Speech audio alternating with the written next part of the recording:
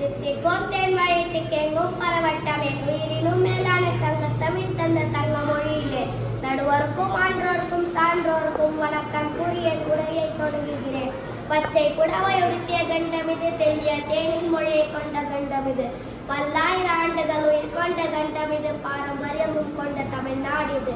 ஆங்கான் தமிழ்நாட்டின் பசுமையும் பாரம்பரியமும் என்ற தலைப்பில் என் கருத்தை உங்களிடம் கடத்துகிறேன், ஏற்றுக்கொள்ளுங்கள். நம் நாடு மூன்று பக்கம் கடலாலும் ஒரு பக்கம் நிலத்தாலும் அமைந்த அழகிய பசுமையான தீபகற்பம். இதில் நம் மாநிலம் தென்முனையில் அமைந்த பசுமைக்கு சான்றாக உள்ளது. தமிழ் மொழி உலகின் தொன்மையான மொழிகளுள் ஒன்றாகும். இது சங்க காலம் முதல் இலக்கிய மரபுகளை கொண்டது. நம் தமிழர்களின் அறநெறிகள் நிறைந்த ஒழுக்கமான வாழ்க்கையை வாழ்ந்து சங்க இலக்கியங்கள் உணர்த்துகின்றன. மேலும் குறிச்சி, முல்லை, மருதம், நெய்தல், பாலை என்ற நிலங்களை பிரித்து அந்த நிலங்களுக்கு ஏற்ப தொழில்கள் செய்து வளமான வாழ்க்கையை வாழ்ந்துள்ளான் தமிழன்.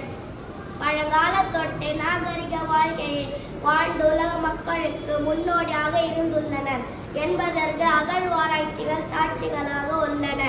செந்தமிழ்நாடெனும் போதினிலே இன்பா தேன் வந்து பாயுது காதினிலே எங்கள் தந்தைய நாடென்ற பேச்சினிலே ஒரு சக்தி பிறக்குது மூச்சினிலே என்று பாரதியும் தமிழுக்கு அமுதென்று பெயர்.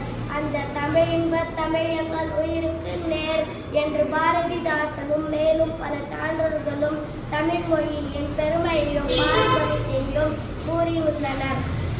மேலும் வந்தோரை வாழ வைக்கும் தமிழ்நாடு என்பதன் மூலம்